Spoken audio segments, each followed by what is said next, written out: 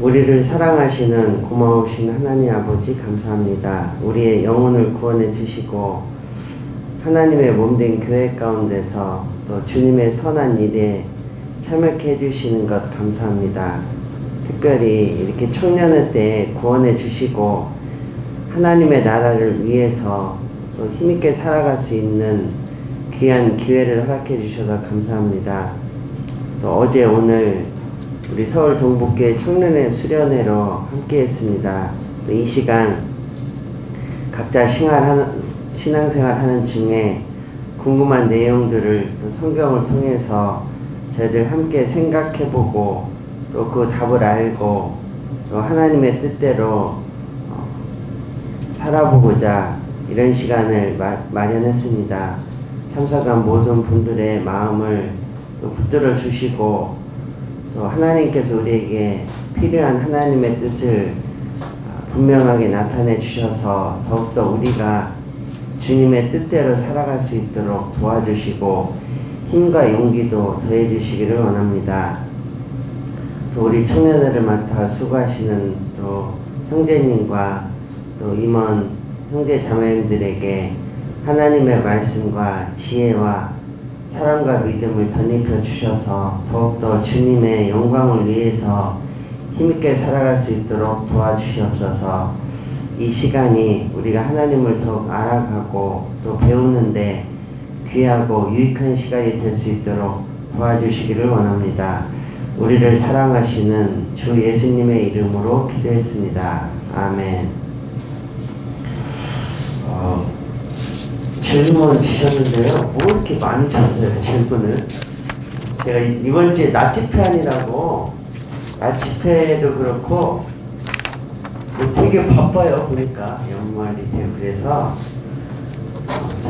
그, 질의응답을 이틀 전인가 주셨는데, 아무튼 이거 하느라고 엄청 힘들었습니다. 근데 이제, 이거를 제가 이 시간, 12시까지잖아요. 이 시간에 다 하진 않을 거예요. 왜냐면 급하게 하는 것보다 우리가 하나라도 좀 정확히 하는 것이 더 필요하다고 생각이 듭니다. 그래서 저도 뭐 구원받은 지 오래된 건 아니지만 많이 아는 것보다 더 중요한 건 뭐냐면 정확히 아는 거예요.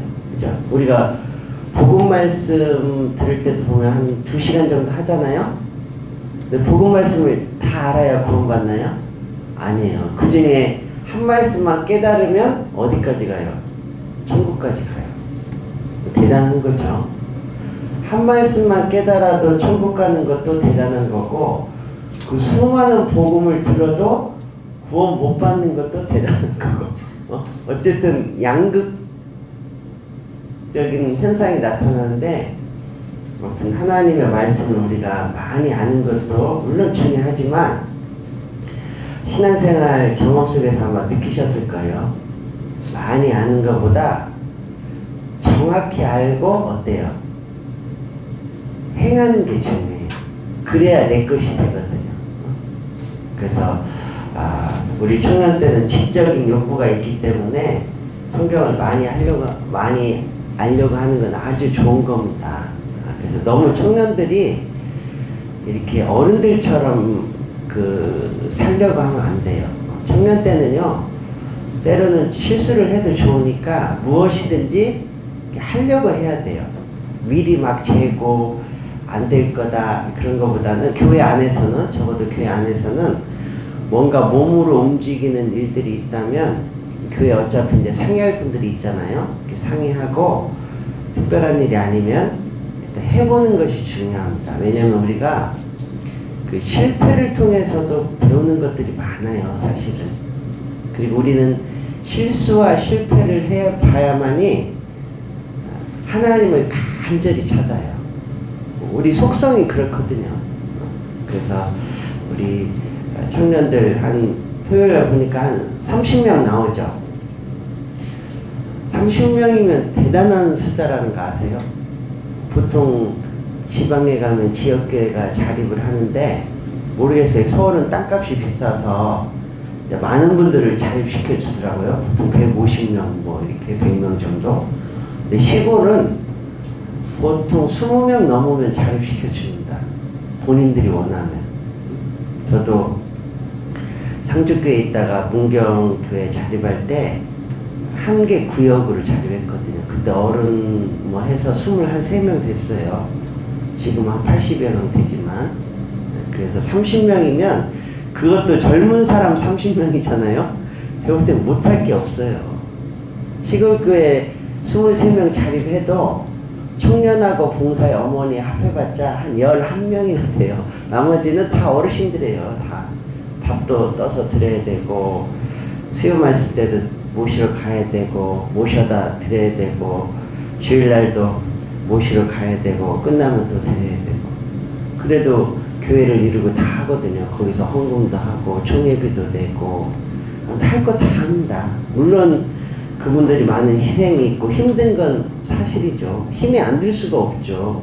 그분들이라고 뭐 처음부터 그렇게 힘이 안 들게 하시는 건 아니니까. 그래서 우리 그 청년 시기에 좀 더 이렇게 청년의 패기를 가지고 살아갈 필요가 있는데 어쨌든 질의응답 하는데요. 12시 되면 끝나죠. 밥 먹어야 되니까. 자, 1번입니다. 1번. 자, 주님의 재림을 공중 재림과 지상 재림으로 나누는데 재림을 2번 하시는 게 어색하기도 하고 이상한 것 같습니다. 한 번 오시는 게 맞지 않을까요? 원래 예수님은 몇 번 오죠? 몇 번 와요? 2번 오죠, 2번. 안경을 안 쓰면 안 보이고 2번 오는데 두 번 재림을 2번 하시는 게 어색하기도 하고 이상한 것 같습니다. 뭐 어색해요? 3번 올 수도 있지. 그래서 2번 옵니다. 2번 공중 재림 1번, 그 다음에 지상 재림 1번. 예수님의 초림은 십자가에서 이루어진 거고 재림은 2번이에요. 공중 재림 7년 환란 전에 공중 재림, 그 다음에 7년 환란 후에 지상 재림 2번이에요. 한 번 오시는 게 맞지 않을까요? 맞지 않아요. 2번 옵니다. 자, 데살로니가 전서 4장입니다. 데살로니가 전서 4장.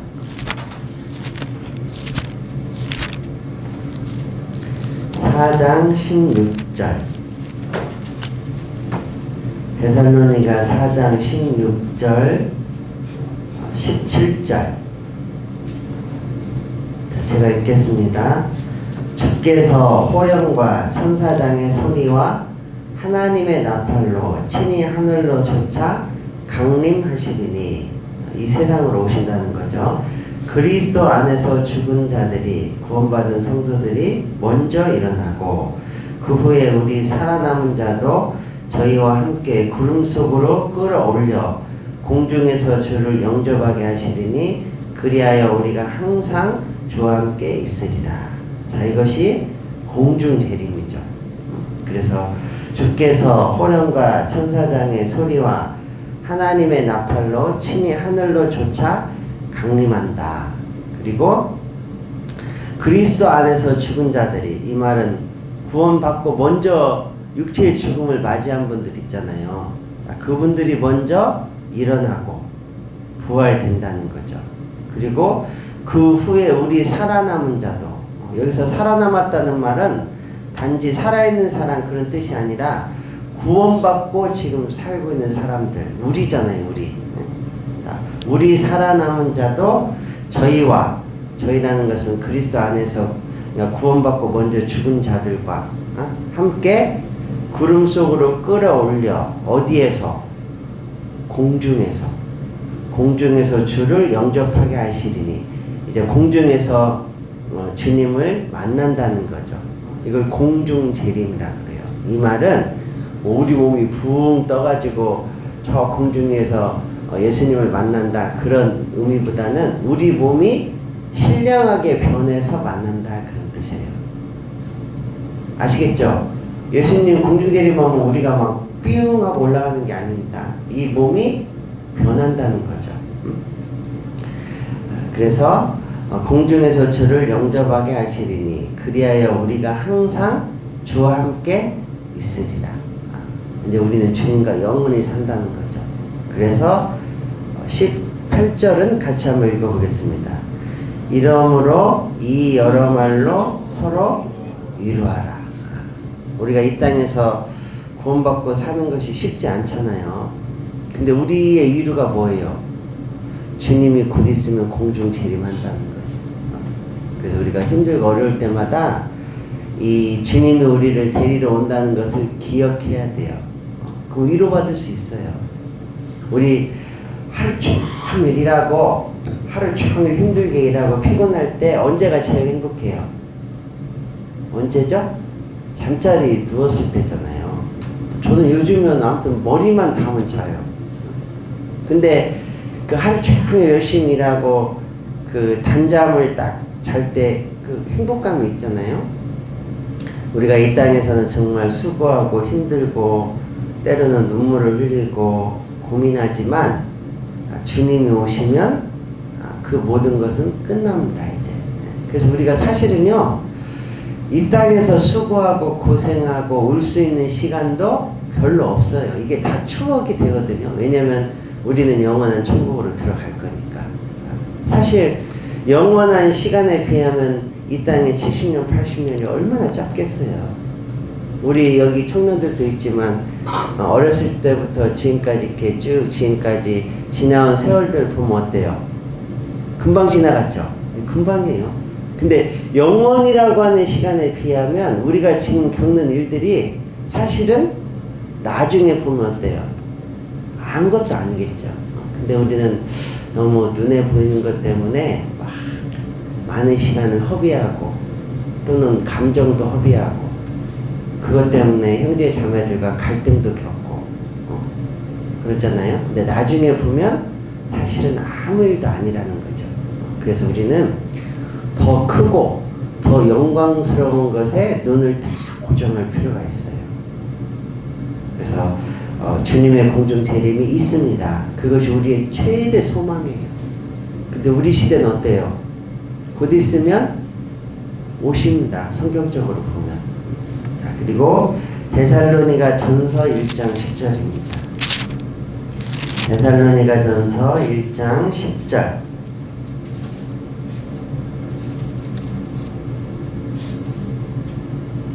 10절. 자, 같이 한번 읽겠습니다. 또 죽은 자들 가운데서 다시 살리신 그의 아들이 하늘로부터 강림하심을 기다린다고 말하니 이는 장래 노하심에서 우리를 건지시는 예수시니라. 자, 죽은 자들 가운데서 다시 살리신 그의 아들이 예수님이죠.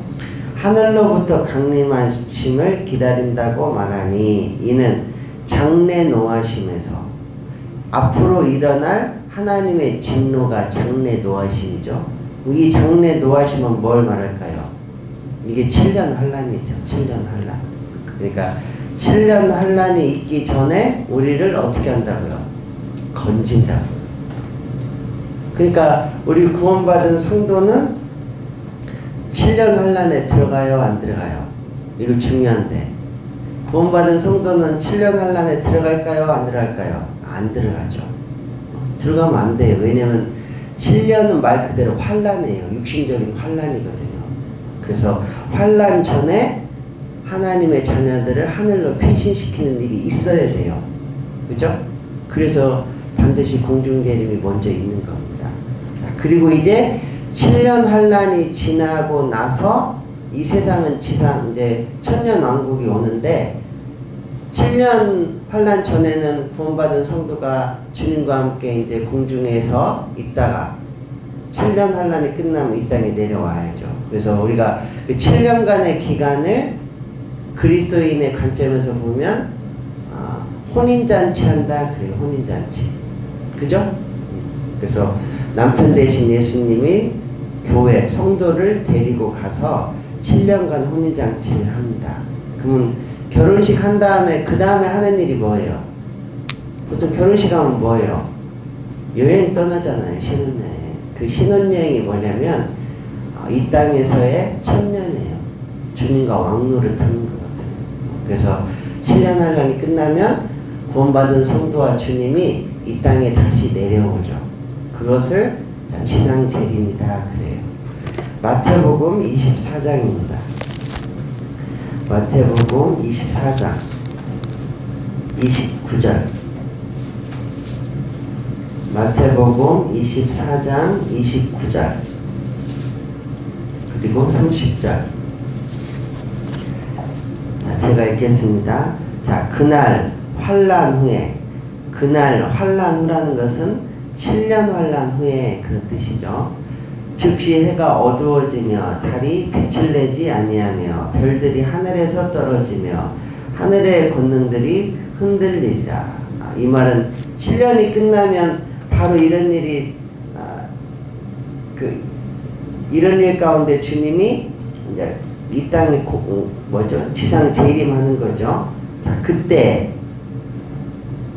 달이 빛을 내지 않고 별들이 하늘에서 떨어지고 하늘의 권능들이 흔들리는 내용들이 7년 환란 기간에 일어날 것이 요한계시록에 기록이 되어 있거든요. 그리고 그 환란이 끝나면 그때 인자가, 여기서 인자는 예수님이죠. 인자의 징조가 하늘에서 보이겠고 그때 땅의 모든 족속들이 통곡하며 그들이 인자가, 예수님이 구름을 타고 능력과 큰 영광으로 오는 것을 어떻게 한다고요? 본다고요. 이게 지상재림이에요.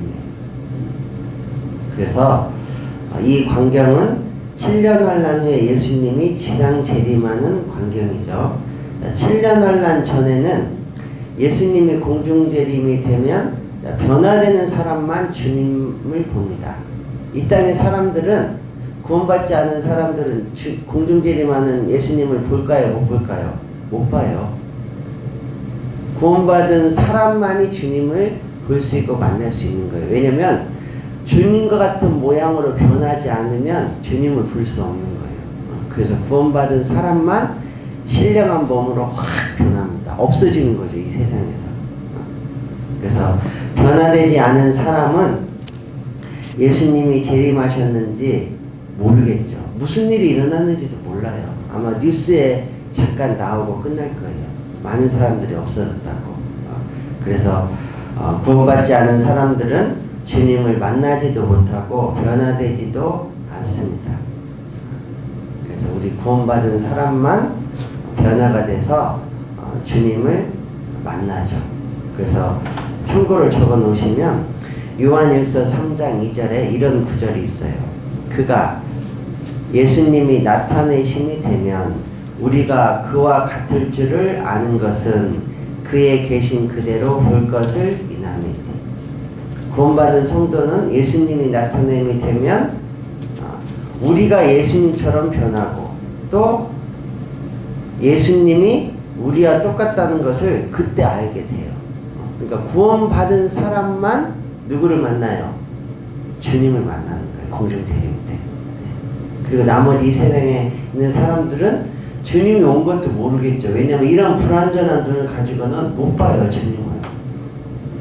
구원받은 사람만 순식간에 쫙 없어지는 겁니다. 신령한 몸으로. 요한계시록 1장 7절입니다. 요한계시록 1장 7절.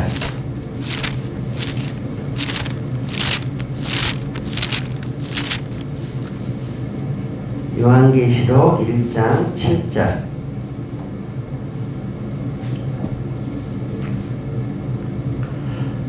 제가 읽겠습니다. 볼지어다 구름을 타고 오시리라. 각인의 눈이 그를 보겠고 그를 찌른 자들도 볼 터이요 땅에 있는 모든 족속이 그를 인하여 애국하리니 그러하리라. 아멘. 땅에 있는 모든 족속이 애국한다 그랬잖아요. 지상재림하시는 주님을 보면서 통곡한다는 말이죠. 왜 통곡하느냐? 심판이 있기 때문에. 우리가 예수님을 믿지 못해서 이제 심판받는구나, 그걸 안다는 거죠. 그래서 통곡을 합니다. 그래서 지상재림은 하나님께서 심판하려고 오는 거예요. 만왕의 왕으로. 공중 재림은 하나님의 사랑을 입은 교회를 데리러 오는 거고, 그죠? 그게 두 번이 있는 거예요. 7년 환란 전에는 공중 재림, 7년 환란 후에는 무슨 재림? 지상 재림이 있는 겁니다. 그리고 공중 재림할 때는 어느 한 곳에 모이는 건 아니에요. 각각 살고 있는 위한 장소에서 신령하게 변하는 건데, 지상 재림하는 곳은 딱 정해져 있어요. 어디에서 지상 재림하시느냐? 이스라엘의 감람산에 지상 재림해요. 왜냐면 제자들에게 그랬죠. 너희가 나를 본 그대로 내가 온다고요, 안 온다고요? 그대로 올 거라고. 자, 구약에도 그런 말씀이 있는데 스가랴서를 보겠습니다.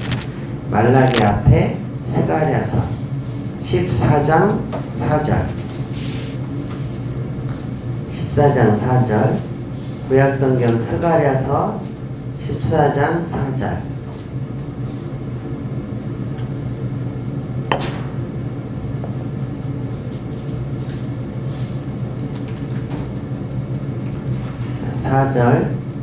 자, 그 날에 그의 발이, 주님의 발이죠, 예루살렘 앞 곧 동편 감람산에 어떻게 한다고요? 설 거라고. 그러니까 주님이 지상 재림하는 장소는 어디냐면 이스라엘의 감람산이에요. 감람산.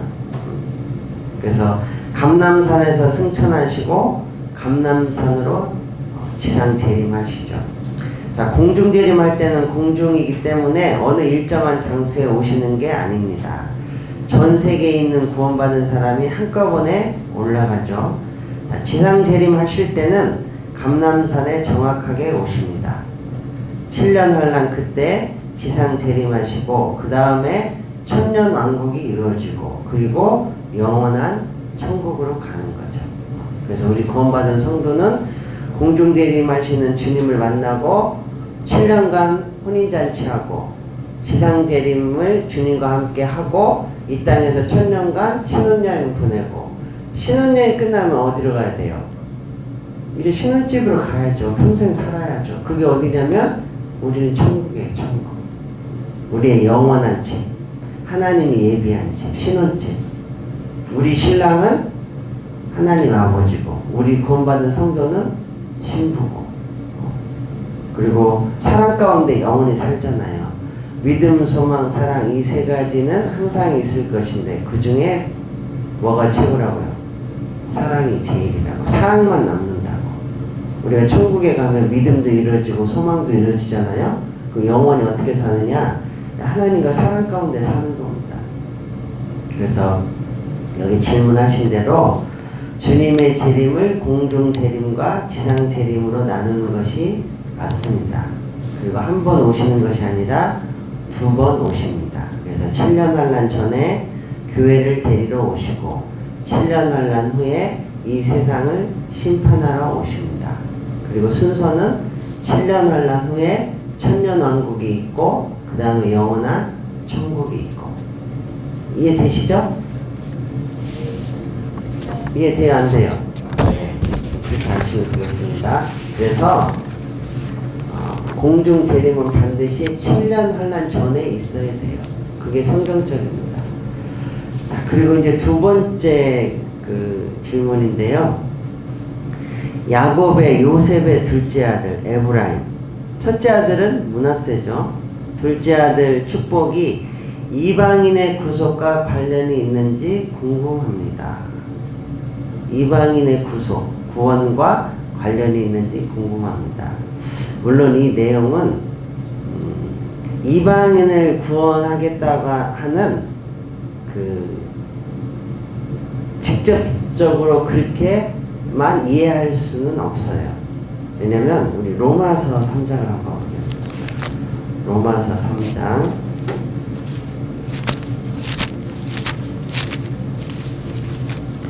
로마서 3장 22절입니다. 22절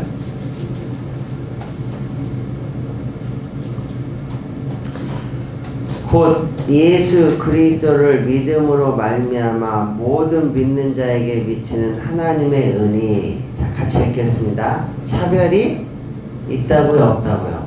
차별이 없다고.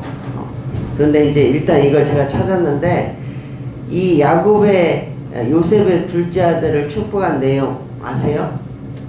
우리 한번 찾아보죠. 그래도 뭔 내용인지 알아야 이제 이해를 하니까. 창세기 48장입니다. 창세기 48장.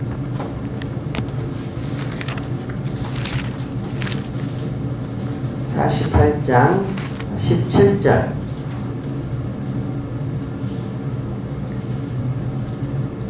17절.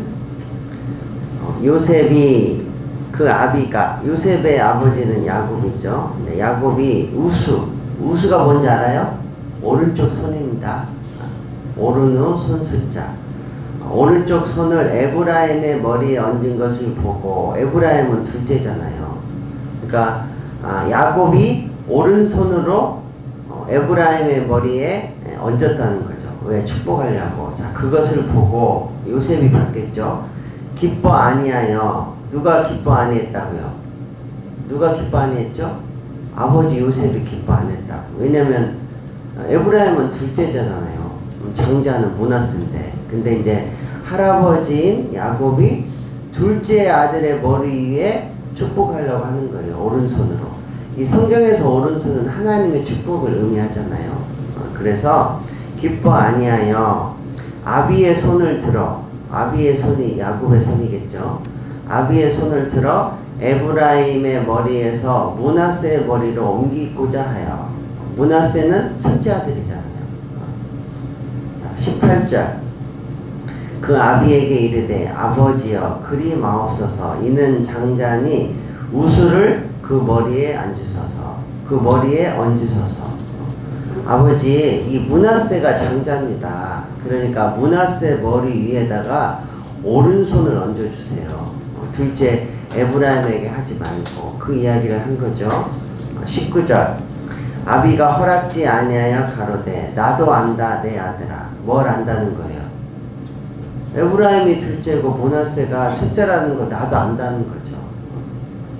나도 안다 내 아들아. 나도 안다. 그도 한 족속이 되며 그도 크게 되려니와 그 아우가 그보다 큰 자가 되고 그 자손이 여러 민족을 이루리라 하고 그날에 그들에게 축복하여 가로되 이스라엘 족속이 너로 축복하기를 하나님이 너로 에브라임 같고 므낫세 같게 하시리라 하리라 하여 에브라임을 므낫세보다 앞세웠더라.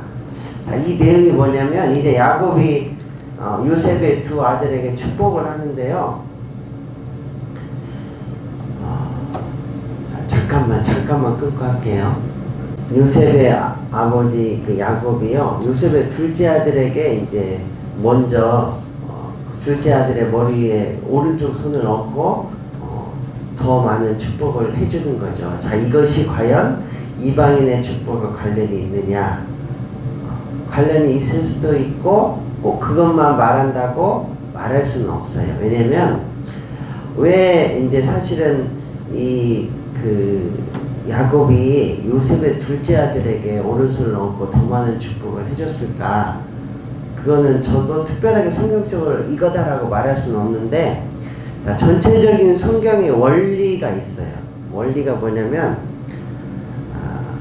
하나님이 이제 그 축복을 해주시는데 물론 이 축복은 신령한 축복이죠. 육신적으로 뭐 재산을 물려준다는 거 이런 건 첫째가 하겠지만 이 야곱이 한 행동은 단지 육신적인 축복이 아니라 하나님께로 말미암는 축복을 주는 거잖아요. 그래서 이것을 우리가 어떻게 이해할 수 있냐면 성경 전체를 보면은요 첫 것을 패하고 둘째 것을 세운다는 법칙이 있어요. 우리 히브리서 한번 찾아보겠습니다. 히브리서 10장 9절.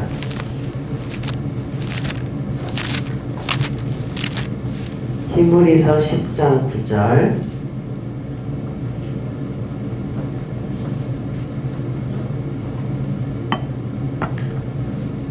히브리서 10장 9절.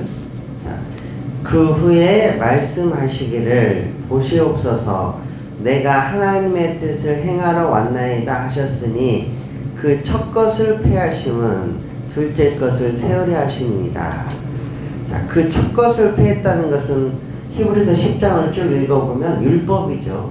과거에 이제 그 짐승의 피를 들여서 죄를 용서받으려고 했던 행위들이잖아요. 그 율법이거든요. 이제 예수님이 오심으로 그 율법을 어떻게 했어요?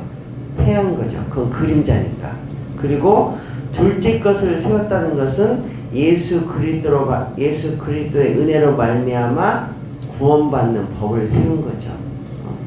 그래서 우리도 보면은 아담은 실패했지만 둘째 아담으로 오신 예수님은 우리 구원을 성공했잖아요. 자, 그런 측면에서 보면, 자, 야곱은 장자 므낫세보다 차자 에브라임에게 더 큰 축복을 했는데, 자, 요셉은 야곱이 눈이 어두워 실수를 하고 있다는 생각으로 야곱의 뜻을 돌이키려고 한 겁니다.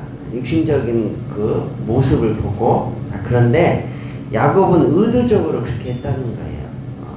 왜냐면 그것이 하나님의 뜻이었다는 거죠. 그래서 때로는 우리 사람의 생각이나 계획이 하나님의 계획과 다른 경우가 많이 있습니다. 왜냐면 결국 성경 전체는 복을 이야기할 때 근본은 뭐냐면 예수 그리스도로 말미암는 신령한 복을 복이라고 말하지, 단지 육신적으로 편안해지고 편리해지고 육신적으로 축복받는 것을 하나님의 축복의 어떤 핵심이라고 말하진 않아요. 만약에 우리가 복 자체를 성경에서 축복 자체를 이 세상 사람들이 보는 시각으로 본다면 그리스도인들은 사실은 신앙생활하는 가운데서 많이 실족할 수밖에 없어요. 그리고 그건 진짜 복이 아니에요.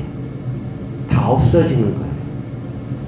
자, 예를 들자면 우리가 야곱의 생애를 한번 생각을 해보세요. 우리가 뭐 다 스토리를 알 수는 다 기억은 못하지만 야곱이 얼마나 고난받은 그 삶입니까? 바울이 얼마나 고난을 받은 삶이에요. 그런데도 놀라운 건 뭐냐면 성경에 기록이 됐다는 거죠. 그건 뭐냐면 그들의 삶이 우리 육신적인 눈으로 볼 때는 때로는 불쌍하고 너무나 고통이 있고 힘든 여정이었지만 하나님이 볼 때는 영적인 측면에서는 어때요? 가장 복받은 사람들이에요. 왜냐하면 하늘의 별처럼 영원히 빛나잖아요.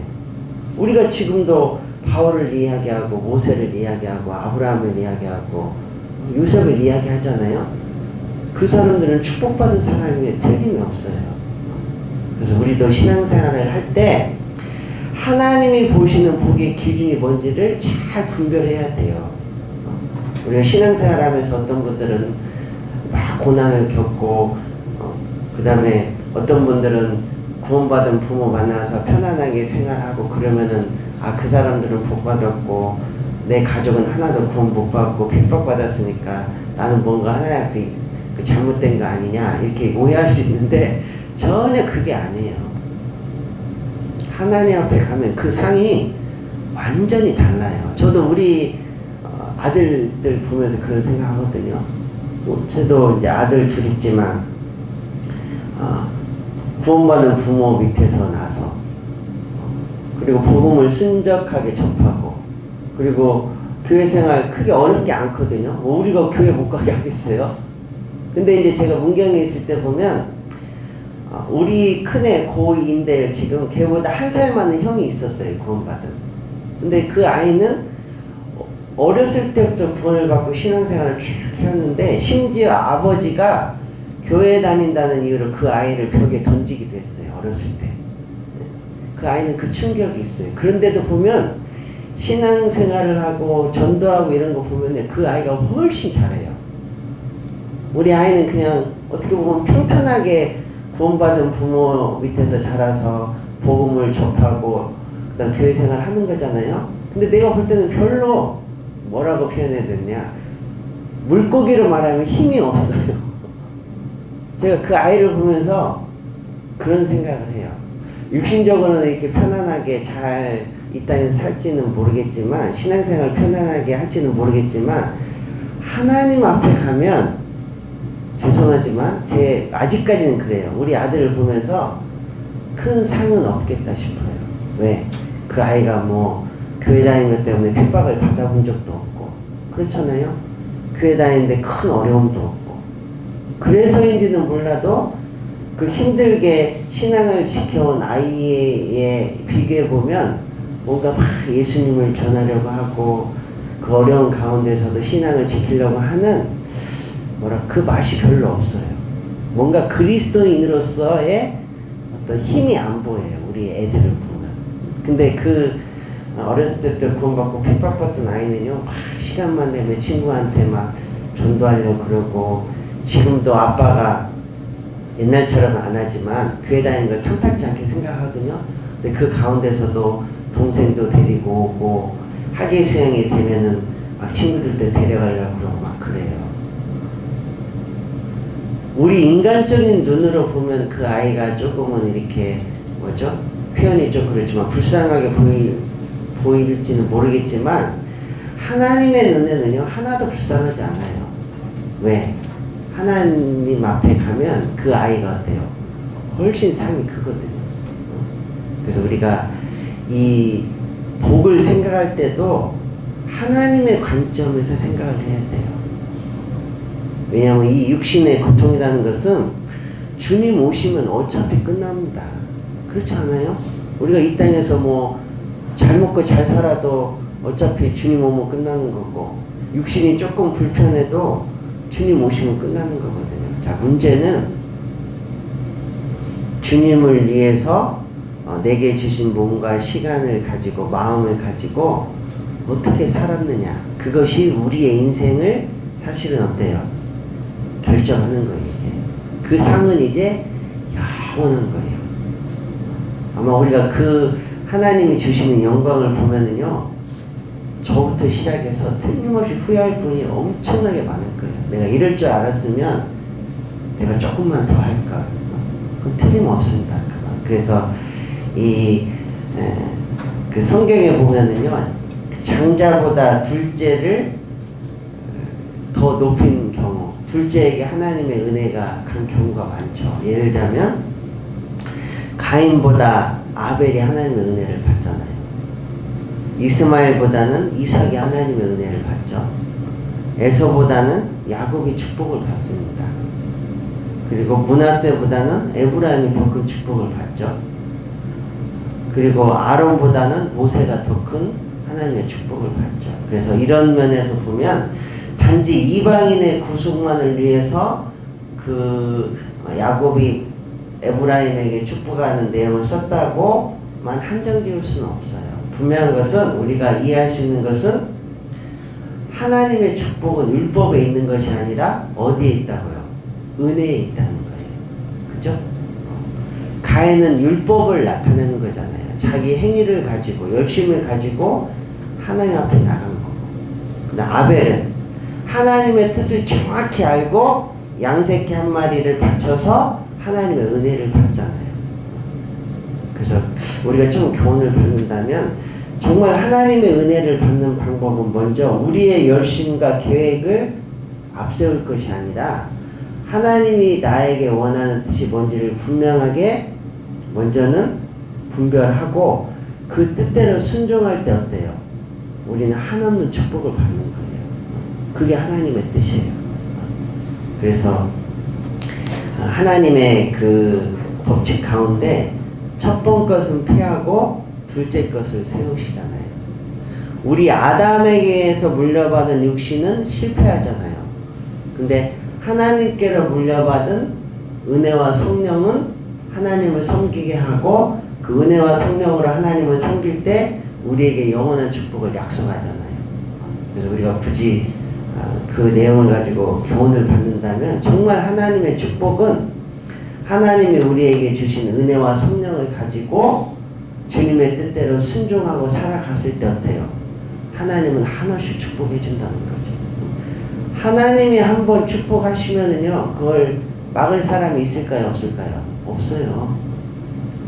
하나님이 그 사람을 지키고 있으면 아무도 해칠 수가 없어요. 사울 보세요. 사울이 다윗을 얼마나 죽이려고 그랬어요. 근데 죽어요, 안 죽어요? 안 죽잖아요. 누가 죽어요? 자기가 죽잖아요. 하나님이 사울 쳐버리거든요. 그래서 우리가 좀 교훈을 받는다면, 우리는 하나님의 마음에 합한 사람이 되려고 노력을 해야 돼요. 우리는 누구에게 잘 보일 것이 아니라 하나님께 잘 보이려고 노력해야 돼요. 그러면 우리도 평생 하나님 축복을 받을 수 있어요. 우리 사도행전 13장 보겠습니다. 사도행전 13장입니다.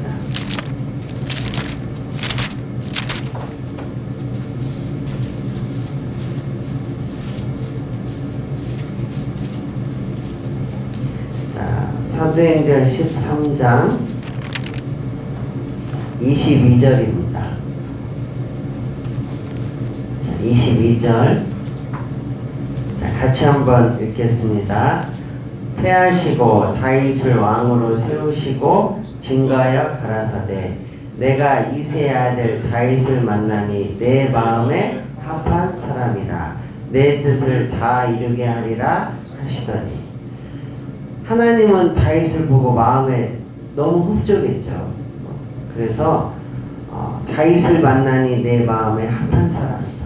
하나님의 마음에 흡족했던 거예요. 그래서 내 뜻을 어떻게 한다고요? 다 이루게 할 거라고. 여러분 하나님이 보시는 가장 소중한 역사가 뭐냐면 교회를 만드는 겁니다. 그죠? 예수님이 왜 죽었느냐? 왜 피 흘리셨느냐? 교회 만들려고 예수님이 희생한 거거든요. 그럼 이 세상에서 하나님께서 가장 소중히 여기는 게 뭘까요? 교회예요, 교회. 그러면 우리 사람이 할 수 있는 최고의 일이 뭐냐? 교회 가운데 속해서 교회를 세우시는 하나님의 역사에 참여되는 것. 이 세상에서 인간이 할 수 있는 최고의 일이죠, 최고의 일. 하나님의 나라가 확장되는 일에 내가 참여되는 것. 그렇잖아요. 그래서 하나님의 역사를 하는 방법은 뭐냐면 사람이에요, 사람. 우리가 교회 안에서도 여러 가지 프로그램도 만들고 하지만 결국은 뭐냐면 아무리 좋은 프로그램이 있어도 정말 하나님의 마음에 합한 사람, 뭔가 하나님을 사랑하고 하나님을 위해서 자신의 삶을 드리려고 하는 사람이 없으면 아무리 좋은 걸 많이 만들어도 하나님은 역사할 수 없어요. 그렇지 않아요? 뭐 하나님이 능력이 없어서 우리를 사용하겠습니까? 하나님은 하나님께 받은 사랑을 가지고 하나님을 사랑하는 사람들을 찾는 거예요. 그 사람을 찾으면 하나님은 그 사람을 통해서 뭐든지 다 할 수 있어요. 사도행전에 보면 이 하나님이 바울 한 사람 들어가지고 온 세상을 휘젓고 다니잖아요. 하나님이 능력이 없어서 일을 안 하는 게 아니에요. 하나님은 하나님의 마음에 합한 사람을 통해서 일하고 싶어요. 왜? 그래야 하나님께 영광이 되거든. 그래서 지금도 하나님은요, 이 하나님을 간절히 찾는 사람들, 하나님을 사랑하는 사람들을 지금도 찾고 있어요. 하나님. 그 사람만 만나면 하나님은 하고 싶은 일 다 할 수 있어요. 문제는 우리가 준비가 안 돼 있어요. 우리가 너무 준비가 안 돼 있어요. 훈련이 안 돼 있어요. 그리고 먼저 구원받은 성도들이 하나님께 자신의 마음을 먼저 드리지 않아요. 여러분 마음을 드리는데 뭘 못 드리겠어요? 우리는 때로는 하나님께 물질을 드리고 시간을 드리고 은사를 드릴 수 있는데 가장 중요한 마음은 드리지 않아요. 그러니까 하나님은 그 사람을 찾는다는 거죠. 역대하 16장입니다. 역대하 16장.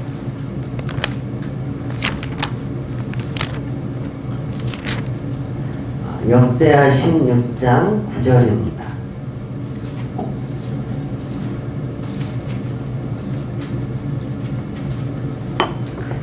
16장 9절.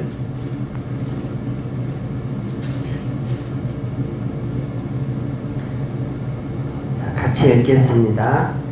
여호와의 눈은 온 땅을 두루 감찰하사 전심으로 자기에게 향하는 자를 위하여 능력을 베푸시나니. 자, 여호와의 눈은 온 땅을 두루 감찰하사. 자기에게 향하는 자를 위하여 뭘 베푼다고요? 능력을 베푼다고. 그런데 자기에게 향하는 자를 위하여 앞에 뭐라고 되어 있냐면 어떻게? 전심으로. 그러면 전심으로 주님을 찾는다는 것을 하나님이 어떻게 할까요? 알죠, 하나님이. 하나님은 영이시니까. 우리가 하나님을요, 조금 사랑하는 건 얼마든지 할 수 있어요. 우리가 좀 표현이 좀 그런데 집에 있는 애완견 있잖아요. 반려견. 반려견도 사랑하잖아요. 똥도 치워주고 먹을 것도 주고 때 되면 털도 깎아주고 목욕도 시켜주잖아요. 우리가 조금 사랑하는 것은 강아지도 사랑할 수 있어요. 강아지한테도 그렇게 할 수 있어요. 근데 정말 하나님은 우리에게 자신의 전부를 줬잖아요. 예수님은 하나님의 전부예요. 근데 우리는 과연 하나님을 얼마큼 사랑할까? 우리가 한번 생각해 볼 문제예요. 우리가 가지고 있는 은사, 여기 질문에도 보니까 이제 달란트 얘기도 나오는데, 얼마나 많은 은사와 달란트를 가졌느냐, 그게 중요한 게 아니에요. 내가 먼저 하나님께 내 마음에 얼마만큼을 드리려고 노력하느냐, 그게 먼저예요. 하나님은 우리에게 모든 것을 다 줬다면 우리도 모든 것을 다 드리기 위해서 노력해야 돼요. 그리고 그 구체적인 것이 어디에서 나타나야 돼요? 교회 안에서 나타나야 돼요. 왜냐하면 하나님이 가장 소중하게 여기는 게 교회거든요. 교회. 그래서 정말 하나님을 사랑하는 사람은요, 교회를 사랑할 수밖에 없어요. 그렇지 않겠어요? 성도를 사랑할 수밖에 없어요. 성도에게 관심을 가질 수밖에 없어요. 그리고 성도들이 모이는 교회당에 관심을 가질 수밖에 없겠죠. 그렇지 않겠어요? 예를 들자면 제가 우리 아내를 사랑해요. 사랑하거든요. 사랑하면 제가 제 아내에만 관심을 가질까요? 그렇진 않아요. 제가 아내를 사랑하기 때문에 아내가 만나는 사람들, 아내가 차고 있는 시계, 아내가 입고 있는 옷, 제가 관심 가질까요? 안 가질까요? 가져요. 제가 못 보던 옷이다. 그럼 그 옷 어디서 샀냐고 제가 물어봐요. 왜냐면 관심이 있거든요. 우리도 마찬가지예요. 우리가 정말 주님을 사랑한다면 주님에 관계되는 모든 일에 관심이 갈 수밖에 없어요. 내가 예서 교회에 왔어요. 저도 이렇게 매일 이렇게 출근하잖아요. 오늘도 이렇게 출근했어요. 교회에 오면 교회 안에 구원받은 성도들이 모이는 장소잖아요. 그 관심이 가요. 쓰레기가 이렇게 널브러져 있으면 그게 눈에 보이죠. 문이 안 잠겨져 있으면 그게 눈에 보여요. 그리고 정말 집에 갈 때도 어떻게 난방이 다 꺼졌나, 문이 어떻게 닫혀졌나 가서 확인하게 돼요. 왜? 제가 부지런해서가 아니라 저는 안 부지런해요. 저는. 그런데 주님을 사랑하면 주님에 관계되는 것들이 눈에 보여요. 진짜. 그죠? 제가 주님을 사랑하니까 우리 서울 동복계 형제 자매들을 사랑할 수밖에 없어요. 관심을 가질 수밖에 없어요. 그래서 우리 시대에 하나님이 가장 원하는 사람이 누굴까? 하나님을 사랑하는 사람이에요. 여러분, 사랑하면 기술이 없어도 돼요. 정말 사랑한다면 말이 서툴러도 돼요. 여러분, 사랑 없이 말 잘하는 사람을 뭐라 그래요? 뭐라 그러죠? 옛날 말로 제비라 그래요. 제비. 괜히 여자에 이렇게 관심만 쏟게 하려고. 그건 아주 저질이에요. 사랑이. 진짜 사랑은 뭐냐면 진심이 있어야 돼요. 진심이 있으면 말이 서툴러도, 그죠? 아내를 위해서 오랜만에 밥을 했는데 아주 좋은 음식을 가지고 예를 들자면 못 먹을 걸 만들어 놨어요. 근데 진심이 보이면 어때요? 그래도 먹어요. 왜? 사랑이 느껴지니까.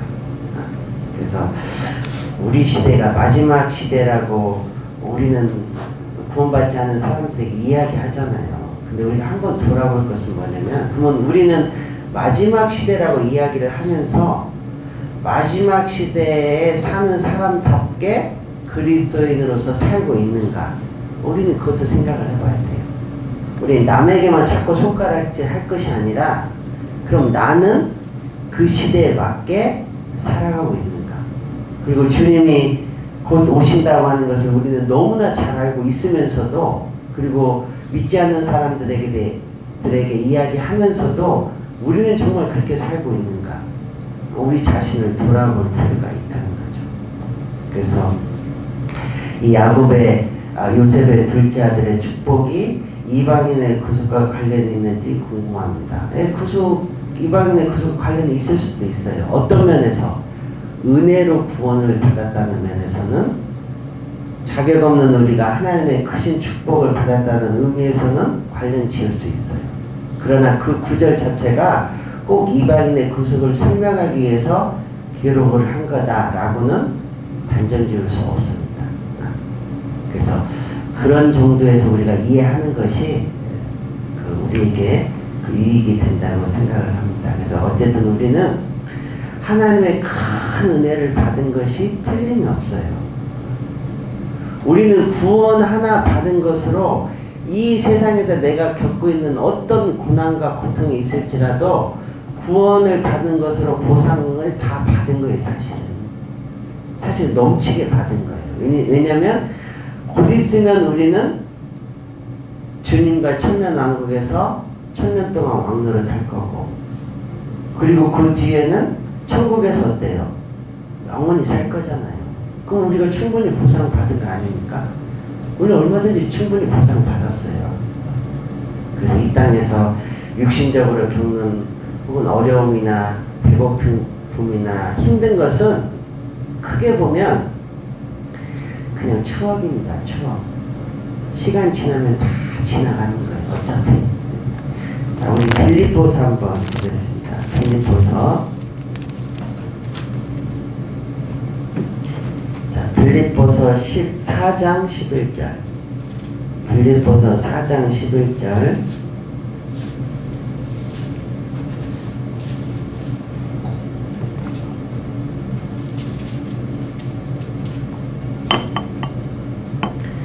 제가 읽겠습니다.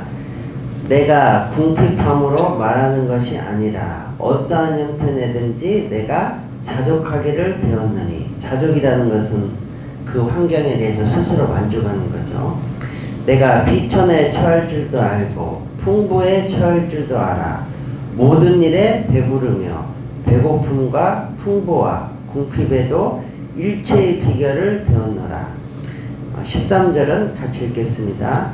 내게 능력 주시는 자 안에서 내가 모든 것을 할 수 있느니라. 자, 바울이 이야기했습니다. 내가 어떤 형편에든지 자족하기를 배웠다. 내가 비천에 처할 줄도 알고 풍부에 처할 줄도 알아. 모든 일에 배불러 보기도 하고 배고파 보기도 하고 풍부해 보기도 하고 궁핍해 보기도 했다. 그래서 내가 일체의 비결을 배웠다. 무슨 비결을 배웠느냐? 내게 능력 주시는 자 안에서 내가 모든 것을 할 수 있다고 하는 비결을 배운 거죠. 자, 이 말은, 이 능력이 무슨 능력일까요? 그리스도인의 탁월함을 얘기하는 게 아니에요. 그리스도인들은 어떤 상황에서도 좋은 직장에 가야 되고, 그 다음에 어떤 상황에서도 하나님이 우리에게 육신적인 편안함을 줘야 되고, 그런 뜻이 아닙니다. 그럼 뭐 구원받은 그리스도인들은 다 좋은 직장 가야 되고 좋은 옷 입어야 되고 좋은 환경에서만 살아야 되느냐, 그런 뜻이 아니에요. 자, 여기에서 말하는 능력은 뭐냐면 그리스도인들이 탁월해야 된다, 그런 의미가 아니라 그리스도인들은 모든 환경을 초월할 줄 알아야 된다, 그런 뜻이에요. 내가 가난하든 부하든 먹을 것이 있든 없든. 그리고 우리 청년들의 가장 큰 관심이 뭐예요? 결혼이잖아요. 결혼.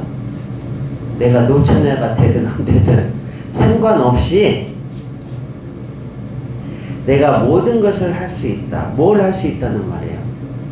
내가 어떤 형편에 있든지 간에 주님을 섬기는 일은 그칠 수 없다, 그 말이에요. 나는 어떤 형편에서도 주님을 섬길 수 있다, 이 말이에요. 그게 능력이죠. 예를 들면 어떤 아이가 좋은 부모 만나서 좋은 학교 들어가서 좋은 과외 선생님 만나서 좋은 학교 갔어요. 그걸 누가 못해요? 못하는 게 바보죠. 아니, 좋은 환경에서 태어나서 좋은 교육받고 좋은 학원 선생님 만나서 좋은 학교 들어갔어요. 그걸 못할 사람이 누가 있어요? 다 하지, 그거는. 진짜 능력은 뭐냐? 그렇지 않은 상황에서도 목표를 이룬다면 그 사람은 정말 능력 있는 사람이에요. 우리 그리스도인들이 그렇다는 거죠. 사실은 우리가 주님을 섬기려고 마음만 먹으면 얼마든지 섬깁니다. 저는 그렇게 생각해요. 예를 들면 가끔 이런 말을 이제 제가 이제 지금 내년도 임원 이렇게 준비하고 이번 주일날 이제 발표하는데, 어쨌든 가끔 그런 말하는 거 있거든요. 아, 나는 직장이 늦게 끝나서 예를 들면 예를 드는 겁니다. 구역 모임 인도를 못 한다고 평일에. 그렇게 하는 분은 없어요. 제가 예를 드는 거예요. 그치? 그럼 저는 이런 말 할 수 있어요. 그럼 뭐 구역 모임을 꼭 평일날 해야 됩니까? 자기가 시간 날 때 토요일날, 주일날 오후에 하면 되잖아요. 제가 말하고자 하는 건 뭐냐면 목적이 분명하면 방법은 얼마든지 나옵니다. 저도 후원받고 전라남도 광주교회 다닐 때 기아자동차에서 끝나고 서태동교회 가는데 솔직히 버스 2번 갈아타고 왔어요. 저 그거 힘든지 하나도 몰랐어요. 어떤 때는 가면은요, 마지막 이현 목사님 마지막 기도하고 있어요. 그래도 저는 좋았어요. 같이 기도하고 형제자매 얼굴 보고 그게 힘이 됐어요, 실제. 그리고 1년 내내 기도했거든요. 한 해는요, 회사가 너무너무 늦게 끝나는 거예요. 제가 구역 모임을 처음부터 참석해 본 적이 없어요. 맨날 가면 뭐 하냐면 구역장에 광고하고 있어요, 광고. 그러면 꼭 감사하게 내 거 그 간식을 꼭 남겨놔요. 원래 간식 나눠주죠, 이렇게. 그럼 이제 구역장님 만나고 그 간식 받고 또 이제 그때 차도 없었기 때문에 형제님들 차 얻어 타요. 저는 막 내가 태워달라 그랬어요. 우리 청년들도요, 집에 갈 때 차 없으면 누가 태워주겠지 그러면 안 돼요. 자꾸 얘기해야 돼요. 우는 아이에게 뭐 줘요? 울어야 엄마가 줘요, 안 줘요? 근데 안 울면 줘요, 안 줘요? 안 줘요. 왜냐면 배고픈지 몰라요. 사람은 다른 사람의 마음을 알아야 몰라요. 모르죠. 그러니까 표현을 해야죠. 표현을. 아프면 아프다고. 그래서 어쨌든 구역 모임 맨날 늦게 가니까 너무 마음이 속상하더라고요. 기도했어요. 맨날 퇴근할 때마다. 그때 한 막 11시 반, 12시 퇴근했거든요. 하나님, 나도 구역 모임 처음부터 좀 참석하게 해주면 안 되냐고. 근데 1년 뒤에 제가 다른 부서로 이렇게 이동이 됐거든요. 잠깐 1년만. 근데 그 부서는요, 너무너무 좋아요. 6시면 무조건 칼퇴임이에요. 안 가면 부장님이 체크해가지고 벌 좀 줘요. 6시 되면 가라고. 제가 놀랐어요. 뭘 놀래냐면, 기도하니까 되는 거. 그러니까 중요한 것은 방법이 중요한 게 아니에요. 내가 정말 주를 위해서 살려고 하는 진짜 마음이 있냐 이 말이에요. 아니면 흉내만 내는 거냐, 정말 내가 주를 위해서 살려고 하는 진심이 있는 거냐. 그것이 있으면 나머지 뭐 우리에게 불편한 것들 아무 문제 안 돼요. 하나님이 그런다고 그 사람을 안 쓸 것 같아요? 하나님은 그런 사람을 써요, 어떻게든. 그리고 우리가 교회 일을 하고 전도할 때도 마찬가지예요. 시간이 남아서 하는 게 아니에요. 우리가 뭐 쓰다 남은 거 하나님께 드리는 거 아니잖아요. 우리가 돈이 남으면 헌금합니까? 시간이 남으면 교회 옵니까? 그렇게 마음먹은 분 아무도 없죠. 우리 한 가지 알 것은 하나님은 거지가 아니에요. 우리가 뭐 남는 걸 드립니까? 하나님께 가장 좋은 걸 드려야죠. 우리가 시간도 마찬가지입니다. 아침에 일어나서 가장 첫 시간을 누구한테 드려야 돼요? 하나님께 드려야죠. 그걸 세상 뉴스 보고 인터넷 검색하는데 들으면 되냐고요. 하나님은 우리에게 가장 좋은 걸 줬잖아요. 그럼 우리도 하나님께 가장 좋은 걸 드려야죠. 그게 사랑 아니에요? 사랑은 주고받는 거예요. 인격적으로. 우리 그 마태복음 7장 한번 보겠습니다. 마태복음 7장.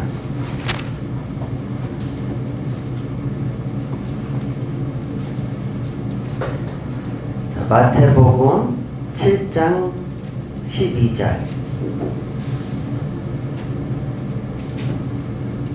같이 한번 읽겠습니다. 그러므로 무엇이든지 남에게 대접을 받고자 하는 대로 너희도 남을 대접하라. 이것이 율법이요 선지자니라. 그렇죠. 내가 다른 사람에게 대접받고 싶으면 어떻게 하면 돼요? 어떻게 하면 돼요? 똑같이 대접하면 돼요.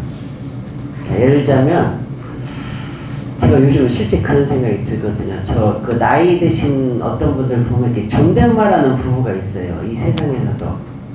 그 제가 요즘에 그런 생각이 들어서 나도 우리 자매한테 존댓말 하긴 해요. 우리 자매님, 저희 자매가 교회에 있을 때만 존댓말 하는데 물론 집에서도 존댓말 할 때도 있습니다. 그런데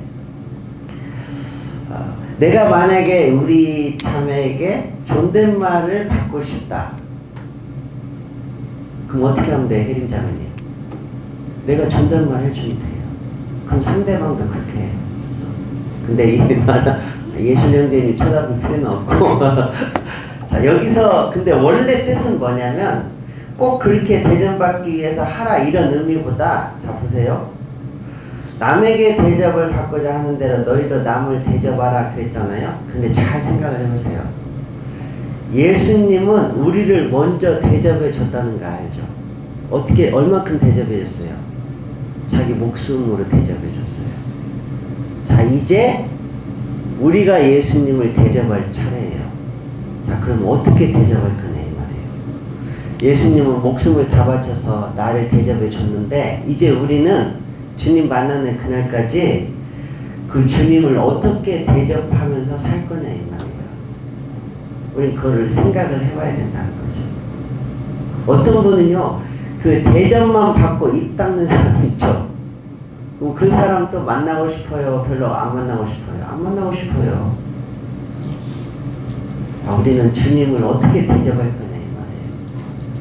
남으면 할 거냐 이 말이에요. 돈도 남으면 헌금하고 시간도 남으면 그때 드리고 은사도 뭐 세상을 위해서 실컷 쓰고 이제 할 일 없으면 주님을 위해서 쓰고 몸도 세상의 쾌락을 마음껏 누리다가 이제 병들면 주님한테 맡길 거냐 이 말이에요. 우리는 그렇게 하면 안 돼요. 그거는 하나님을 무시하는 거예요 완전히. 그래서 우리가 하나님께 주님께 대접받은 만큼 주님을 어떻게 해야 돼요? 대접해야 돼요. 그 대접하는 가장 실제적인 일이 뭐라고요? 실제적인 일이 교회를 사랑하는 거예요. 그래서 우리 청년들 교회 오는 걸 기쁘게 생각해야 돼요. 몇 명 오는가는 중요하지 않아요. 마음 없이 100명 모이면 뭐하냐고요. 구원받지 않은 사람 10,000명 모이면 뭐하냐고요. 그렇지 않아요? 몇 명이 오든 간에 내가 하나님의 그 사랑을 기억하고 기쁨으로 와야죠. 그죠? 그리고 우리 청년들이니까 교회 오면 말 그대로 청년이잖아요. 나이도 아직은 어리고 교회 안에서도 질서적으로 제일 표현이 제가 좀 그렇지만 밑바닥이잖아요.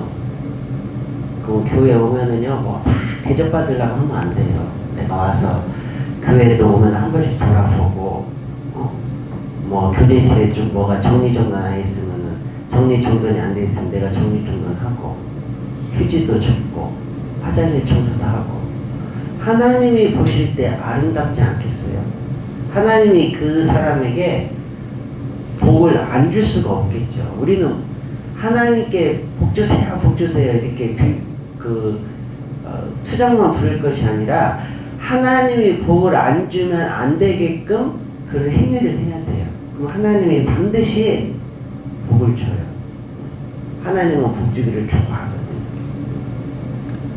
그래서 우리가 그 주님께 받은 은혜에 대해서 보답하는 것도 연습해야 됩니다. 연습. 저절로 되는 게 아니에요. 자원하는 마음이 없으면 육신을 쳐서 복종시켜야 돼요. 그러면 하나님이 자원하는 마음을 선물로 줘요. 우리가 교회 일을 할 때 항상 기뻐서만 하는 게 아니에요. 부모는 자녀를 키울 때 항상 기쁘기 때문에만 하는 건 아니에요. 힘들어도 해요. 왜? 내가 낳았거든요. 책임감이 있거든요. 그래서 우리가 그런 마음을 갖는 것이 이제 필요합니다. 자, 그리고 그 정도로 하고 아시겠죠?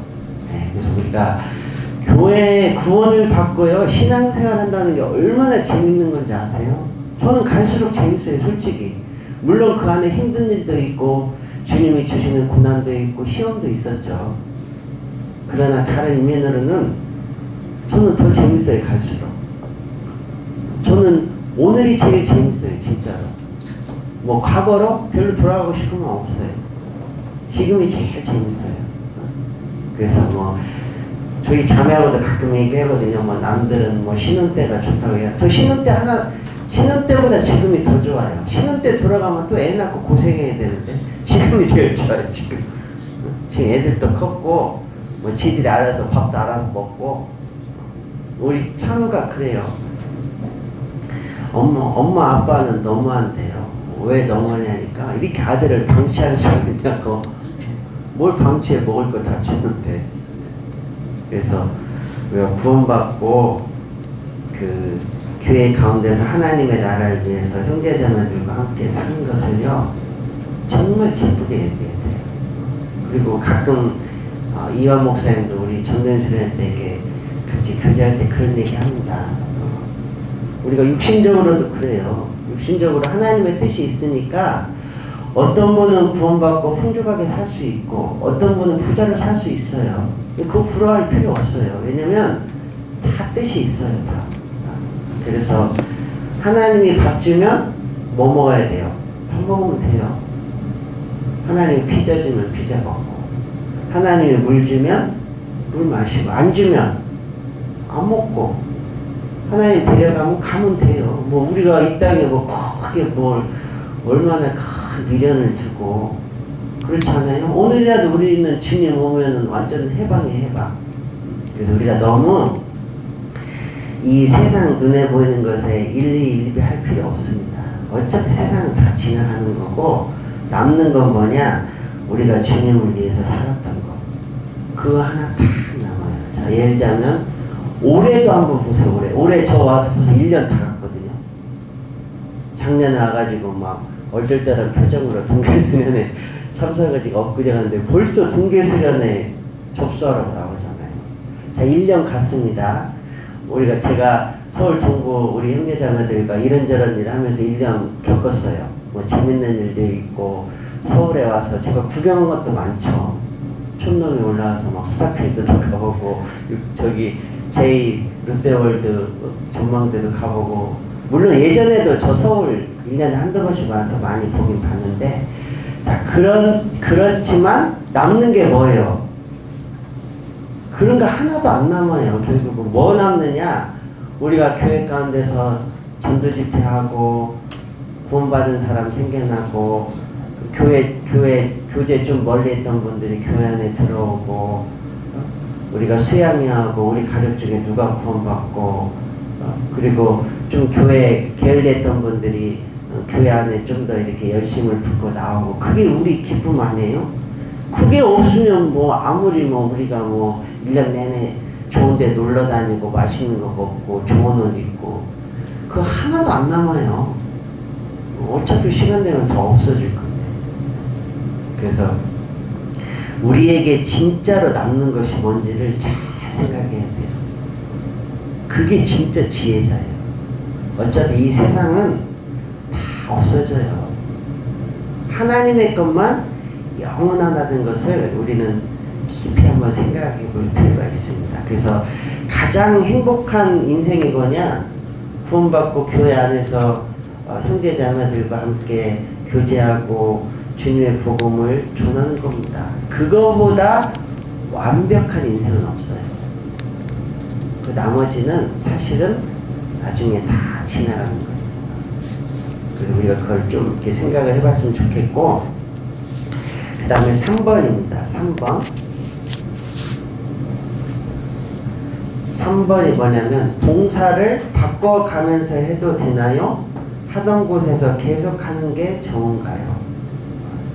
자, 근데 이 봉사 문제 아주 중요합니다. 그렇잖아, 너 이제 봉사 한번 얘기하려고 했는데, 먼저 우리가 생각할 게 뭐냐면, 어떤 봉사를 하고 무슨 봉사로 바꾸고, 이거보다 더 중요한 게 있어요. 먼저 중요한 건 뭐냐면, 내가 왜 봉사를 하는지를 먼저 알아야 돼요. 내가 봉사하는 목적이 뭐냐, 어떤 마음가짐으로 봉사를 해야 되는 거냐, 이게 더 중요해요. 그게 올바르지 않으면 뭐 어디를 옮기고 뭘 하고 별 의미 없어요.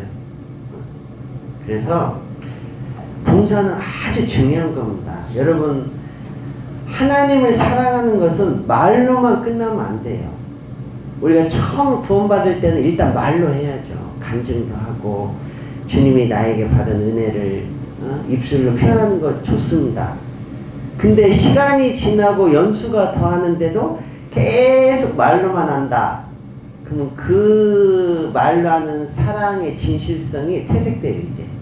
그거를 영어로 립서비스라고 그러잖아요. 말로만 하면 뭐냐고요.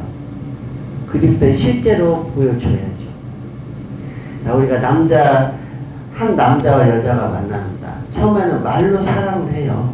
뭐 당신은 뭐죠? 이방인들 그 시부모 그런 거 있잖아요. 당신은 뭐 물 없는 사막에 뭐 오아시스고 뭐 저거 해요. 그래가지고 이제 결혼을 합니다. 그것까진 좋아요. 그렇게 해야죠. 자, 그런데 실제 이제 결혼이라고 하는 실제적인 삶에 들어가면 말로만 돼요? 안 된다니까요. 실제 가정생활을 할 때는 이제 남편이 할 일이 있고 아내가 할 일이 있잖아요. 해야죠, 그거를. 맨날 입술로만 사랑한다고 하면 뭐하냐고요. 그리고 이제 아이가 태어났어요.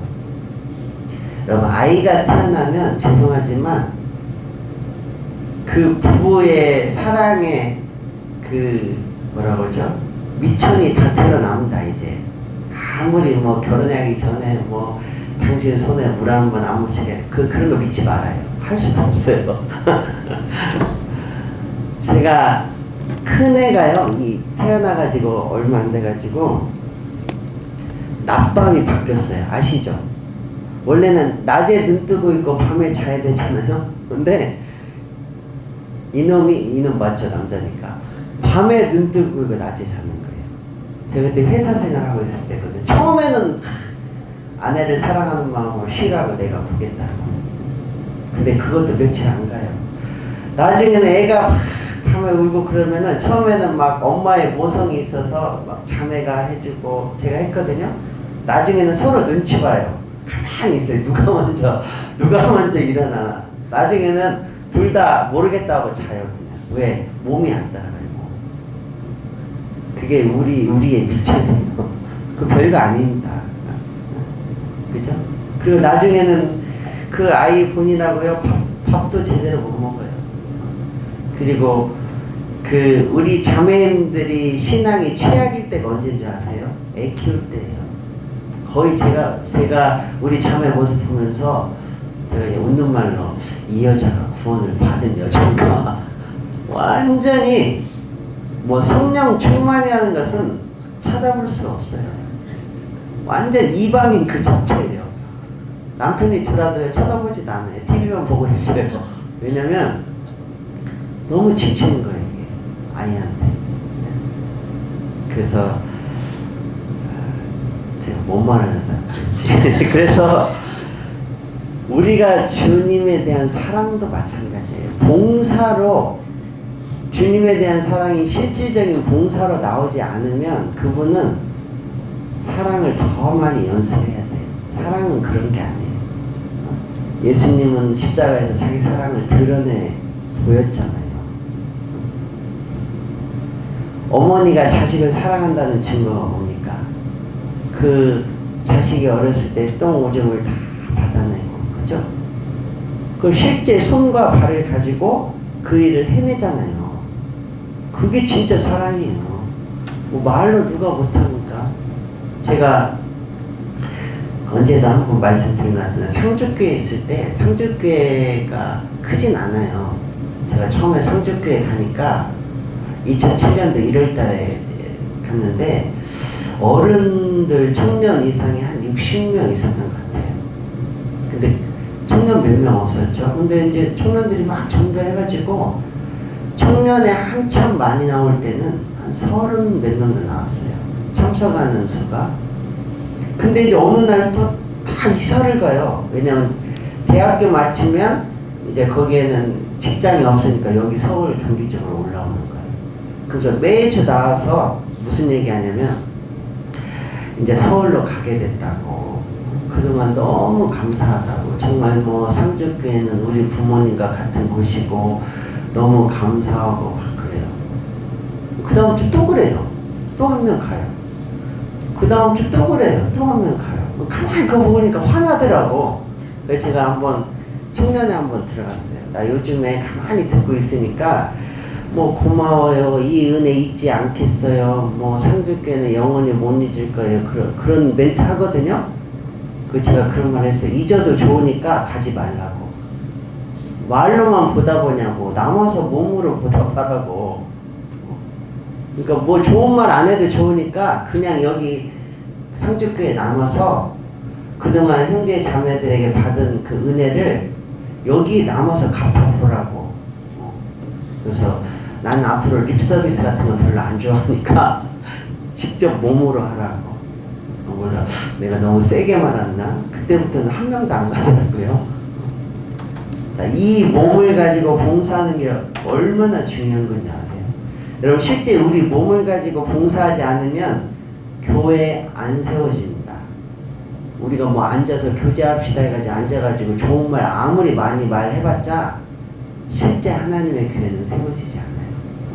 우리 에베소서 4장 보겠습니다. 에베소서 4장.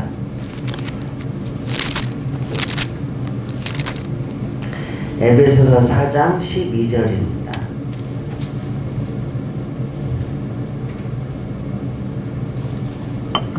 자, 12절.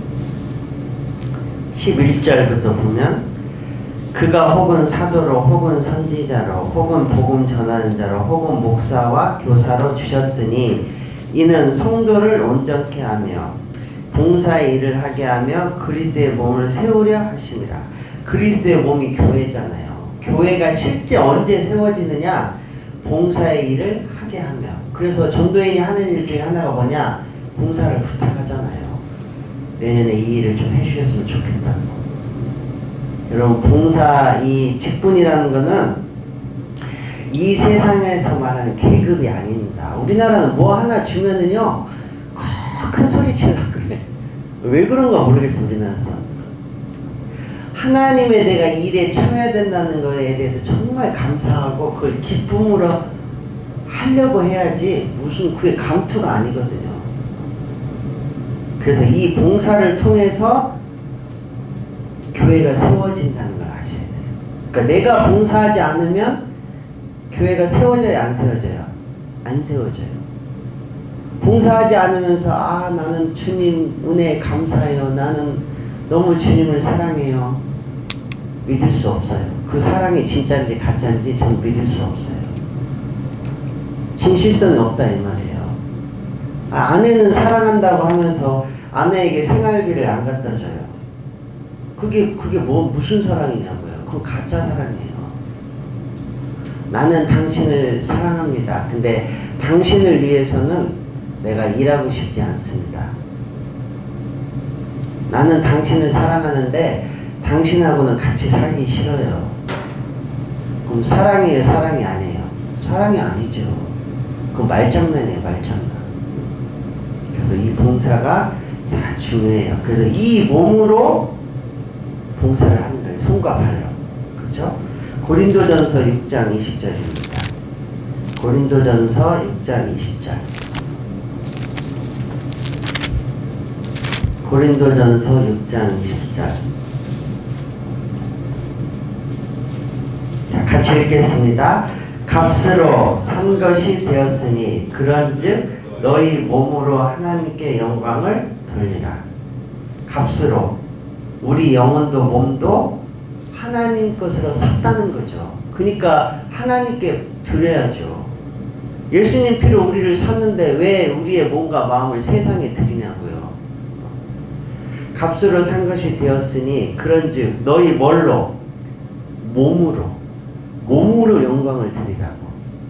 입술로만이 아니라 실제 우리의 행위로 하나님께 영광을 드리라고요. 전서 12장 18절.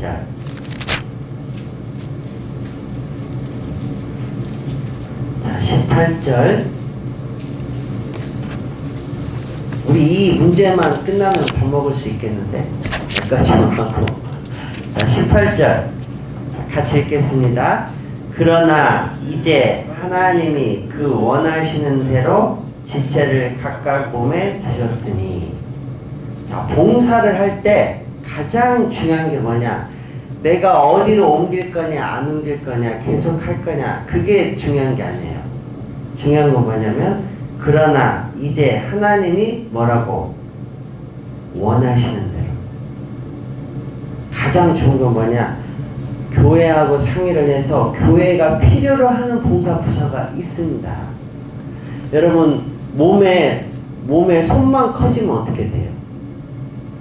손만 커지면 몸이 아름다울까요? 어떤 분은 막 눈만 뻥이 커야죠. 아름다울까요? 아니죠.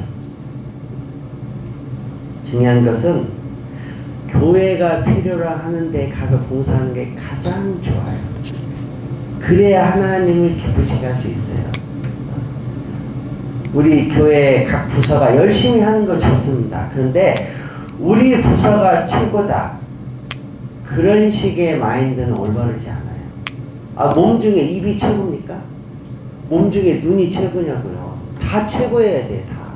그래서 골고루 균형이 맞아야 돼요. 고린도전서 12장 18절 맞죠? 그래서 가능하면 여기 지금 봉사 없는 우리 청년 형제자매들 있죠? 오셔서 좀 자원해서 오셔서 목사님 저 뭐 하면 좋냐고 와서 좀 얘기 좀 하세요. 오시면 제가 여기 서울 동부 와서 이제 커피 내리는 거 배웠거든요. 제가 오시면 커피 진짜 타드립니다. 저는 왔으면 좋겠어요. 물론 제가 요즘 바빠가지고 뭐가 이렇게 바쁜지 모르겠어. 아무튼 바빠가지고 그런데 이제 오래 지나면 별로 안 바쁠 거예요. 제가 이제 우리 교회 파간이라고 바쁜 거고 아무튼 좀 내년에는 아주 작은 거라도 봉사를 하려고 노력하세요. 해야 돼. 해야 내 신앙이 자라요. 그죠? 해봐야만이 그걸 내가 경험해봐야만이 사랑을 배울 수 있어요. 인내가 무엇이고 참는 것이 무엇이고 그죠? 우리가 책상에서 배우는 건 한계가 있어요.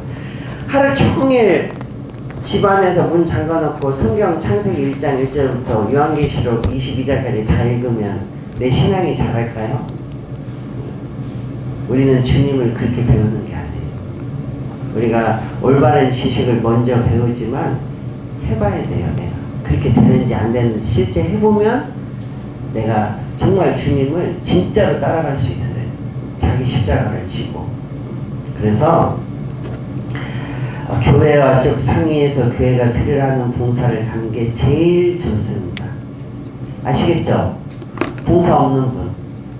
예, 저녁 때 물어봐야지. 저녁 때 많이 오죠? 지금 안 물어보고. 그래서 봉사 없는 분 손 한번 들어보세요. 희원자매님도 좀 하세요. 박동현 형제님도 하실 거죠? 네, 그래서 한번 좀 하세요. 청년들은 난 저기 있으면 좋겠어. 할 수 있으면 찬양대. 왜냐면 이 청년들이 딱 하잖아요. 확실히 그 뭐랄까 힘이 있어요. 우리 어머니들은 꼭 잘못하면 이게 트로트 부르는 듯이 근데 어머니들은 잘하는 분 잘하는데 기본적으로 습득 능력이 조금 떨어져요. 그리고 이렇게 좀 지식을 알아야 되거든요. 악보 보는 거 이런 걸 알면 훨씬 늘겠죠. 그걸 제가 그 문경에 있을 때 찬양대를 하는데 어머니들이 대부분 했거든요. 근데 찬양대장이 누구였냐면 청년이었어요. 지금은 결혼했지만. 그래서 이제 이분은 뭔가를 좀 알려주려고 이렇게 알려줘요. 뭐 악보 보는 법, 박자 타는 법, 그 박자 안에서 화음 넣는 법 이렇게 좀 알려주면 좀 힘들고 어려워도 그걸 익히면 실력이 늘거든요. 근데 어머니들이라 뭐 그런 거 알 필요 있냐고. 그리고 그 다음 주 찬양하면 어떻게 불러요? 그 트로트 부르면서 꺾는 거 있죠. 이렇게 꺾는 거 아세요? 찬양을 그렇게 불러요. 그래가지고 혼자 제가 고민하다가 그 이듬해는 어떻게 했냐면 어머니에는 찬양대 못 들어가게 했어요. 왜냐면 못해서가 아니라 작은 교회는 어머니가 밥해야 되죠. 대집회 때 찬양해야 되죠. 차량 봉사해야 되죠. 그리고 교회당 청소해야 되죠. 그리고 어르신들 또 다 차 태워서 차량 봉사해야 되죠. 하는 일이 너무 많아요. 그래서 그러면은 바쁘니까 대집회 때 바쁘니까 앞으로 찬양된 어머니를 다 빠지고 청년들이 한번 다 해보라. 그래서 청년이 한 8명에서 10명 다 청년만 들어갔거든요. 진짜. 근데 청년들을 보니까 가르쳐 주는 대로 그 다음 주에 바뀌어요. 그래서 그 중에 한 어머니의 자매가요, 저를 굉장히 오해했어요. 뭐라고 오해했냐면, 목사님이 나를 미워해서 나를 빼려고 다 어머니를 뺐다고. 진짜 그런 소문이 돌았어요. 그리고 직접 했어요, 그분이. 그래서 가만히 뭐 그런가 보다 하고 저는 있었죠. 그런데 나중에 모두회 때 이제 간증을 하는데 무슨 간증을 했냐면, 자기가 이제 그 찬양대 목사님이 어머니의 고만하러 갈 때 너무 서운했다는 거예요. 속으로 욕도 했대요. 실제 그분 되게 솔직한 분이에요. 욕도 했대요. 그런데 올해 들어가지고 우리 청년들이 주일날마다 찬양대 이렇게 하는 거 보니까 너무 부끄럽더래서 속으로 뭐가 부끄럽까 했더니, 그동안 우리가 그걸 부르는데 그동안 우리 어머니들, 그리고 특별히 자기가 찬양대 서가지고 찬양을 했는데 그동안 오래 참고 아무 내색하지 않고 들어준 성도들에게 너무 죄송했다고, 고맙다고 그 인사하더라고. 그래서 어쨌든 제가 뭘 얘기하려고 하면, 청년들이 배우는 게 빨라요. 그리고 이 어른들은 좀 자기 고집이 있어. 이렇게 하자 보면 이렇게 잘 안 돼요. 그래서 일단 할 수 있으면 우리 좀 그 찬양대에 좀 들어갔으면 좋겠어요. 저녁에 제가 또 얘기하겠습니다. 만약에 저녁에 얘기 안 하면 저한테 얘기하세요. 목사님 봉사 얘기 해줘야 된다고. 제가 또 까먹으니까. 이제 조금만 한 두 구절만 찾고 밥 먹으러 갑시다. 마가복음 15장입니다. 마가복음 15장 21절.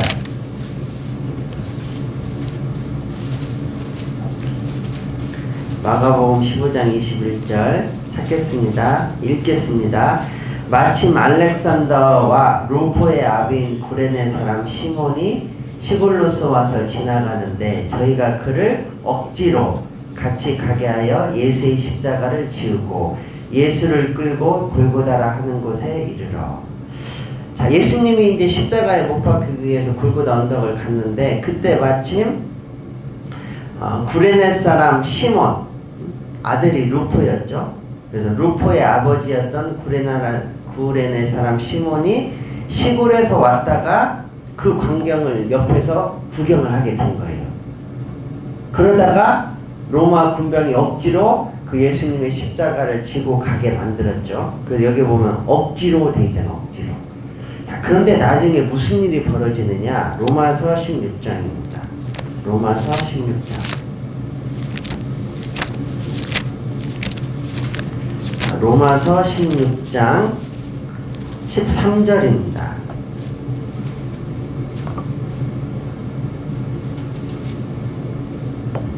13절 같이 읽겠습니다. 주 안에서 택하심을 입은 루포와 그 어머니에게도 문안하라. 그 어머니는 곧내 어머니이다. 주 안에서 택하심을 입었다, 그 말은 구원받았다 그런 뜻이죠. 근데 구원받았는데 누가 구원받았어요? 루포가 구원받고 루포의 어머니가 구원받았어요. 그럼 누가 전했죠? 누가 전했어요? 이 루포 아버지가 전한 거예요. 아까 루포의 아버지 구레네 사람 시몬이라고 하는 자가. 자, 이분은 아무 생각 없이 왔다가 그 십자가를 억지로 자기가 맸거든요. 그래가지고 어디까지 따라갔을까요? 골고다 언덕까지 따라간 거예요. 그리고 그 예수님이 십자가에 다 죽은 거 봤어요. 그리고 그가 메시아라는 걸 알고 구원을 받은 거예요. 그리고 가서 자기 아들과 자기 부인에게 전도를 한 겁니다. 여러분 놀랍지 않아요? 봉사는 의무감으로라도 해야 돼요. 그 가끔 우리 청년들이 하는 그 질문 중에 나는 봉사를 하는데 자원하는 마음으로 안 돼요. 너무 율법으로 하는 것 같아요. 잘못된 거 아닌가요? 잘못된 거 아닙니다. 해야죠. 하나님 앞에는 그 의무감으로 해야 돼요. 그래서 우리가 자원하는 심령으로 봉사할 때도 있지만 때로는 하기 싫을 때도 있잖아요. 저도 힘들 때도 있어요, 솔직히. 그렇지만 억지로라도 하면 그것이 더 주님 보시기에 훨씬 나은 거예요. 하나님 그걸 원해요. 바울도 그랬죠. 내 육신을 쳐서 복종시킨다고. 자기 육신을 쳐야 돼요. 말씀 앞에다가. 죽도록 충성하라 했잖아요. 그럼 그 말씀 앞에 자기를 쳐야 돼. 계속. 한두 번 쳐서는 안 돼요. 매일매일 쳐야 돼요. 순간순간. 응? 그래서 모든 것을 사랑으로 하라고 하셨는데 그런 마음이 저는 없어요. 없어도 상관없어요. 해야 돼요. 말씀을 이뤄야 되니까 우리는. 그래서 꾸준하게 하면 놀라운 게 뭔지 아세요? 하나님이 자원하는 마음을 줘요 또. 그래서 우리는 억지로라도 의무감으로 해야 됩니다. 그래서 이 봉사를 함으로 어때요? 교회가 세워져요. 주님의 몸된 교회가 이루어져요. 하나하나. 그래서 옮기느냐 안 옮기느냐보다 더 중요한 게 뭐냐? 교회에서 필요로 하는 곳에 내가 가야 돼요. 저도 그 전도인들 교육받을 때요, 이영 목사님이 하시는 말씀 중에 제가 아멘이 되는 말이 있어요. 개인적으로. 그게 뭐냐면 사람의 가장 큰 행복 중에 하나는 뭐냐, 특별히 우리 일꾼이잖아요. 일꾼의 가장 큰 행복 중에 하나는 뭐냐면 내가 가고 싶은 데를 가는 게 아니에요. 전도인도 마찬가지예요. 물론 우리 교회에 뭐 이렇게 소문을 들어보면 더 편하고 좀 그 스트레스 안 받고 이렇게 문제 없는 교회 가기를 원하겠죠. 그 다 우리 본능이 그래요. 근데 저는 그런 거보다는 그 우리 이 목사님이 알려주신 대로 내가 가고 싶어 하는 곳, 내가 가서 편하게 있을 곳이 중요한 것이 아니라 나를 필요로 하는 곳, 거기에 가는 게 가장 행복한 거예요. 왜? 이 세상에서 가장 불행한 게 뭔지 아세요? 쓸모없는 사람이 되는 거거든요. 뭐 그 사람 있어도 그만 없어도 그만. 우리는 그런 사람이 되면 안 돼요. 뭔가 그분이 오면은 뭔가 분위기가 이렇게 따뜻해지고 뭔가 사람들이 모여들고 뭔가 생기가 있고, 그러면 그분은 이 세상에서 사는 존재의 의미가 있는 거죠. 근데 뭐 그분이 오면 시끄러워지고 그분이 오면 막 형제자매들이 나누고, 죄송하지만 그럼 뭐로 살아요? 주님 앞에 빨리 가는 게 낫지. 그럼 우리 겨울에 보면 아까 저 추워서 여기 난로 앞에 왔잖아요. 사람 모으게 하는 방법은 간단합니다. 우리 청년회도 그래요. 청년회 많이 오세요. 많이 좀 참석하세요. 그 홍보도 필요하지만 가장 근본적인 건 뭔지 알아요? 예를 들자면 여기를 좀 모이세요 막 애쓰는 것보다 한겨울에요. 난로 하나 딱 갖다 놓으면 모이지 말라고 해도 모여요, 안 모여요? 모인다니까요. 정말 사람을 모을 수 있는 사람, 뭔가 마음이 따뜻한 사람이 있으면, 잘 보세요. 형제자매들도 누구 옆으로 가는가? 뭔가 베풀고 뭔가 따뜻한 사람에게 결국 사람은 가게 돼 있어요.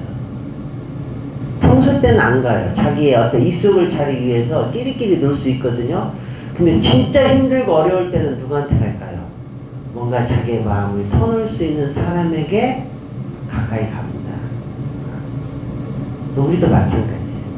내가 하고 싶은 것을 하는 것이 중요한 것이 아니라 정말 나를 필요로 하는 것, 교회에서 필요로 하는 것을 갈 때 어때요? 내가 빛나는 거예요. 그래서 우리가 봉사를 할 때도 가능하면 물론 자기 은사를 따라서 하는 것도 좋지만 교회와 먼저 상의해서 내가 어디에 가면 좋겠냐고 그리고 그렇게 상의를 해서 교회에서 필요로 하는 것을 가는 것이 가장 좋은 겁니다.